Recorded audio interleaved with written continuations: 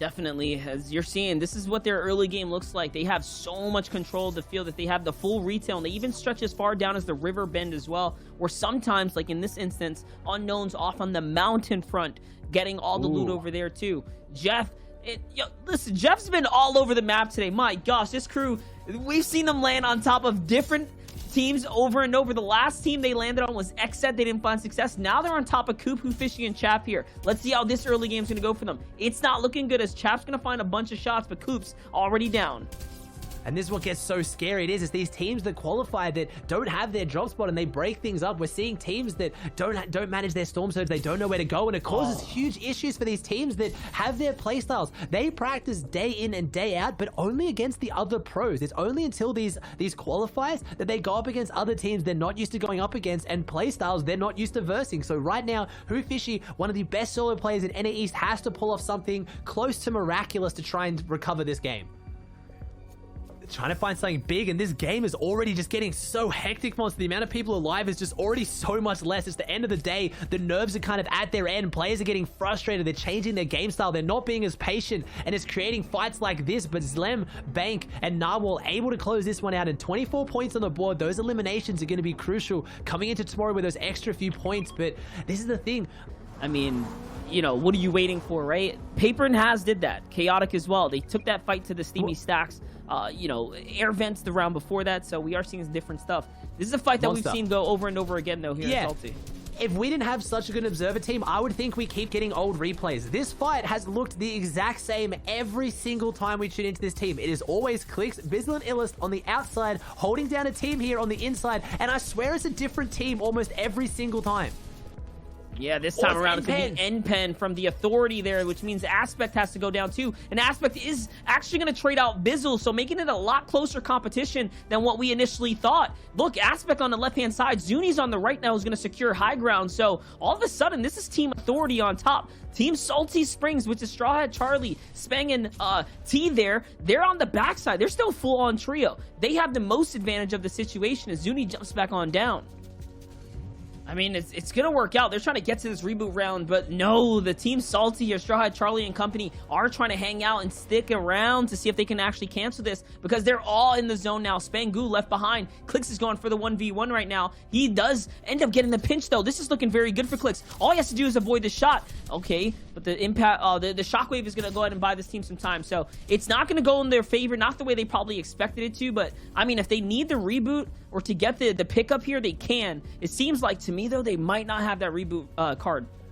I don't think they do. They're just now going to make this rotate, and this is looking so good for any of those teams that are on the other side of the map looking safe. I'm thinking of people like Reverse, Miro, and Day, who are going to be looking so good now coming this endgame, because everyone's just fighting, everything's breaking down, everyone's coming in late, and this is where you get your easier placement points than any other point today. So those are the teams that I'm looking to jump up. I did see Zate, Saf, and Stretch rotate through that Salty in a car and go real quick through there, so they're out of the trouble as well, but they've got to make a pretty far rotate, so this could be questionable for them. But could it be Booger, Jamper, and Avery who just cleanly skate down the whole east side, avoid all this drama, and get in? Because Unknown, Casca, and Smacked are looking great at a retail road drop in this game.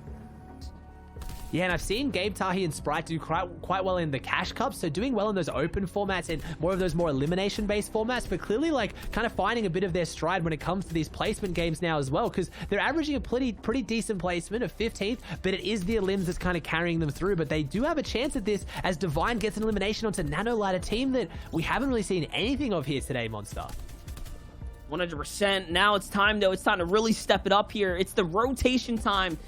Reset it best, man. Sometimes this is the hardest time, the hardest portion of the Fortnite game. It's getting through Zone 3, Zone 4, into Zone 5. This is where the real Fortnite action can sometimes happen for you. And, I mean, if you struggle with that early and mid-game, you have to check out how to play these moments better. Sebi left by himself. I don't no longer see a Nanolight on the feed here on this wide panning shot. So that means his teammates are probably long gone, and Sebi's now off to fend for himself. They're not having any success today. Not nearly as much as they had last week in the first set of qualifiers here. Hold up, though, as we jump back into Sprite, Gabe, and Tahi. Like I said, newer names that we're seeing step up, but these are ones that are a little bit, at least a little bit more recognizable for me. Yeah, definitely. It just shows you how quickly things can change here. Ultimately, though, it is a matter of continuing out this last game here, ending in strong fashion as things are getting closer and closer. Though, the lobby's starting to look on in, and Narwhal jumps in. He opens the trap door and lets them on in. All of a sudden, though, the gas canisters come out. You have to be careful. That's going to be big explosions, but they survived the bulk of the heat. They survived the fire, and although they may be alive now, how long will it last as the lobby starts to fire on in and get a part of this big fight breaking down? Yeah, we see our team that was assaulted obviously kind of finding their way into there a lot safer as now Clicks, Bizzle, and Illis now set up next to this team, and it looks like they've spotted them. They have. Gabe and Sprite have spotted them, but it looks like they're playing the aggressor. They're trying to push forward and take down some of these shots, but they are starting to open themselves up to the lobby. And Bizzle is back now, so they're doing well. They got the reboot off in Salty, and they came in late, and they're holding on. They do have bandages they can transfer over, but no. Sprite being transferred over to with the headshot snipe here from Illis, pushing forward, and you know that's it. We've talked about green lights, red light. That's a green light for this team. Illis gets a headshot snipe. Clicks is pushing forward, but they're trying to get their damage down. They need this because that team over there is in top 10, and that's really, really bad for them, but it's really good for Illis, but they need to get back in this. They had a rough start at Salty Springs, and now they're going toe-to-toe. He takes down Gabe, and they need this extra loot. They didn't have as much time. They rotated late, and they used a lot of their material and meds, so having that big pickup was massive as Tahi has to disengage and try to hold on to something for that team.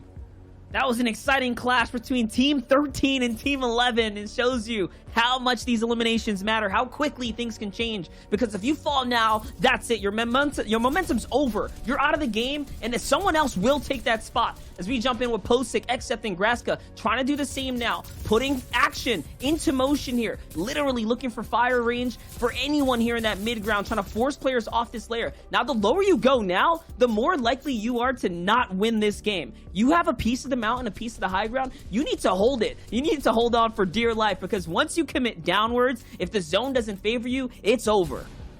This is the second game that we've seen like this. This is so interesting where it pulls more towards the ocean edge, but it has all these mountains around it, and no, they get the big elimination there. Who was that the elimination passed over onto, though? They get the big finish. I was going to say the positioning's so important right now. I've never seen an endgame where there's going to be teams on low ground that have entire 4 or 5 teams potentially above them, all with different angles and different sight lines. If you make the wrong move right now, if you take a fight that you can't finish quickly, you are going to get lobby focused.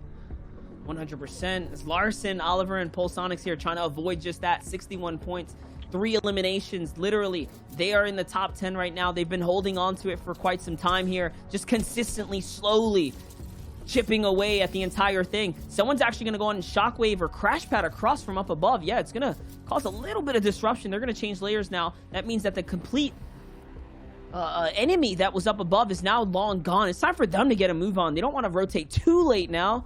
That would just be a bad idea. They're trying to set this up perfectly, though. No room to make a mistake as they are trying to team crash pad out here. It's going to be the full-on version of it, and yes, a mistake was made, as I talked about, trying to do it perfectly. No, Larson sends us flying back and back across the ping pond. But the momentum, oh my gosh, he's still alive. He's still alive and the momentum shifts, but you don't want to have to use 3 crash pads like that. And again, we talk about these new teams, and it's those little things that are going to be the difference between how you stay in top 10 or even push into top 5 or you go down. That's all their mobility now used. As I'm looking for those other top tier teams, Booger, Jamper, and Avery looking healthy in there as well. I have to maybe imagine who's up there on that giant mountain high ground. I don't want to call it yet. I don't know. It might not be, as Narwhal trying to shoot this team down, trying to get the refresh. They get the material, but I don't think it gets the elimination. And those bounce pads are going to be so important with these huge vertical zones. What a game, right? For Banks, Slim, and Narwhal here. We talk about just keeping your head in the running here. They have done that. Like, they literally have done that. Picking up so many eliminations, just 5 already coming into the mid game. That's massive for what it's worth here. So that's going to set them up for tomorrow. And finally now, Xset does have some high ground, but you know, only because that it actually came to their zone. They never play height though, so I'm kind of nervous. I'm not gonna lie, this is not a situation we see them in very often, so let's see if they've done their homework, and then, you know, if the hours of VOD reviews are gonna pay off, because it's up to textbook hold now. They have that ultimate height.